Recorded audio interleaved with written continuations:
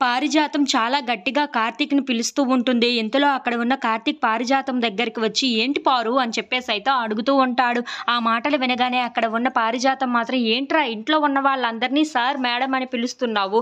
కానీ నన్ను మాత్రం పారు అని ఎందుకు పిలుస్తున్నావు?" అని చెప్పేసైతే అడుగుతూ ఉంటుంది. ఆ మాటలు వినగానే అక్కడ ఉన్న కార్తీక్ అయితే, "నేను ఈళ్ళందరి దగ్గర పని చేస్తున్నాను కాబట్టి వీళ్ళకి మేడం, సార్ అని పిలుస్తున్నాను. కానీ నిన్ను మాత్రం నా మనిషిలాగా చూసుకుంటున్నాను. అందుకే దానివి అని చెప్పి పారు అని పిలుస్తున్నాను. అందులో తప్పేముంది చెప్పు" అని చెప్పేసైతే అంటూ ఉంటాడు. ఆ మాటలు వినగానే అక్కడ ఉన్న పారిజాతం అయితే ఒక్కసారిగా షాక్ అయిపోయి, "అంటే నన్ను సార్, మేడం అని పిలవవా నువ్వు?" అని చెప్పేసైతే అంటూ ఉంటుంది. ఇంతలో అక్కడ ఉన్న కార్తీక్ మాత్రం, "మాలో ఒకదాన్ని ఎప్పుడైనా అలా పిలుస్తానా చెప్పు?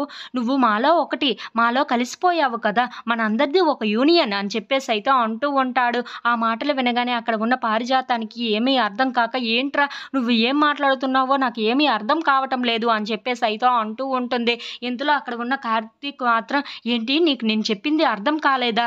ఈ మాటలు 5థ్ క్లాస్ పాస్ అయిన వాడు చిన్న పిల్లాడి దగ్గరికి వెళ్లి మాట్లాడినా అర్థమవుతాయి. నీకెందుకు అర్థం కాలేదు? నాకు అర్థం కావటం లేదు. ఏం దీప నీకు అర్థమైందా?" అని చెప్పేసైతే అడుగుతూ ఉంటాడు. ఇంతలో అక్కడ ఉన్న దీప అయితే, "నాకు అర్థమైంది బాబు" అని చెప్పేసైతే అంటూ ఉంటుంది. ఇంతలో అక్కడ ఉన్న పారిజాతాన్ని దీప చూసి, "మీరేం చదువుకున్నారండి?" అని చెప్పేసైతే అంటూ ఉంటుంది. ఆ మాటలు వినగానే అక్కడ ఉన్న పారిజాతం ఒక్కసారిగా షాక్ అయిపోయి, "నేనేం చదివాను? నేను జీవితాన్నే చదివాను" అని చెప్పేసైతే అంటూ ఉంటుంది. ఆ మాటలు వినగానే అక్కడ ఉన్న కార్తీక్ అయితే చాలా నవ్వుకుంటూ, "జీవితాన్నే చదివింది తెలుసా మా పారు? అందుకే మా యూనియన్ లీడర్ అయ్యింది. మరెందుకు అనుకున్నావేంటి?" అని చెప్పేసైతే అంటూ ఉంటాడు. ఆ మాటలు వినగానే అక్కడ ఉన్న దీప అయితే చాలా నవ్వుతూ ఉంటుంది. ఇంతలో అక్కడ ఉన్న పారిజాతం మాత్రం కార్తీక్‌ని పిలిచి, "మన యూనియన్ పేరేంట్రా?" అని చెప్పేసైతే అడుగుతూ ఉంటుంది. ఆ మాటలు వినగానే అక్కడ ఉన్న కార్తీక్ అయితే, "తర్వాత చెప్తాను" అని చెప్పేసి అంటూ ఉంటాడు. ఆ మాటలన్నీ విని జ్యోత్స్నకైతే చాలా చిరాకు వస్తూ ఉంటుంది. ఇంతలో అక్కడ ఉన్న పారిజాతం మాత్రం, "నువ్వు నేను ఇక నుండి ఒకటేనా?" అని చెప్పేసైతే అడుగుతూ ఉంటుంది.